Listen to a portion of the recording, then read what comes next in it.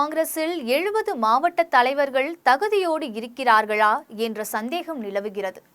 அந்த மாவட்ட தலைவர்களில் பெரும்பாலானோர்கள் ஈவி.கே.எஸ். இளங்கோவன், அழகிரி, திருநாவுக்கரசு இவர்கள் தமிழக காங்கிரஸில் தலைவராக இருந்தபோது பதவியில் அமர்த்தப்பட்டவர்கள்.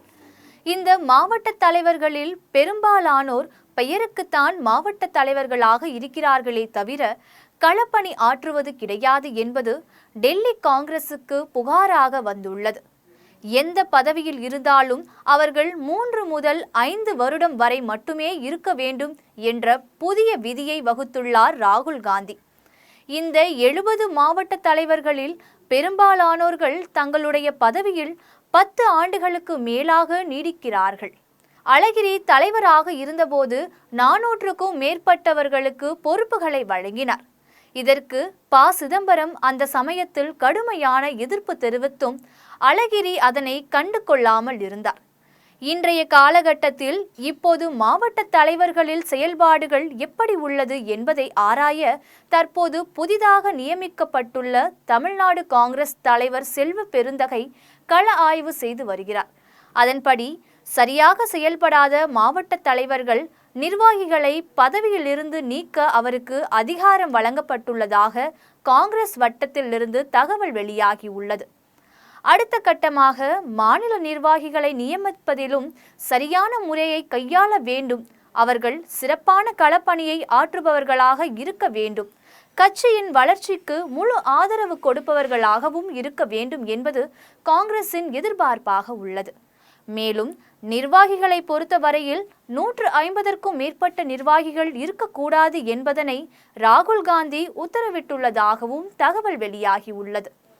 புதிதாக நியமிக்கப்படும் மாவட்ட தலைவர்கள், மாநில நிர்வாகிகள் அனைவரும் காமராஜர் பிறந்த தினமான ஜூலை 15ஆம் தேதி பதவி ஏற்பார்கள் என்று தமிழக காங்கிரஸ் வட்டத்தில் இருந்து தகவல் கசிந்துள்ளது.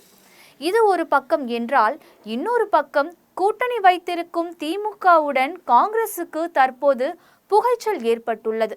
அதற்கான காரணம், தற்பொழுது தமிழக காங்கிரஸ் தலைவராக பொறுப்பேற்றுள்ள செல்வ பெருந்தகை சமீபத்தில் தமிழகத்தின் காங்கிரஸ் ஆட்சி முடிந்து 52 ஆண்டுகளுக்கு மேலாகின்றது.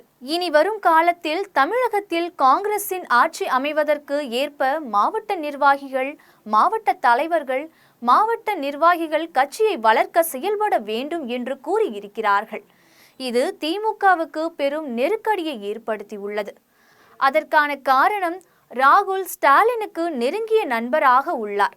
2019ஆம் ஆண்டு பாராளுமன்ற தேர்தலில் ஐக்கிய முன்னணி கூட்டணியில் பிரதமர் வேட்பாளர் ராகுல்தான் என்று ஸ்டாலின் முன்மொழிந்தார்.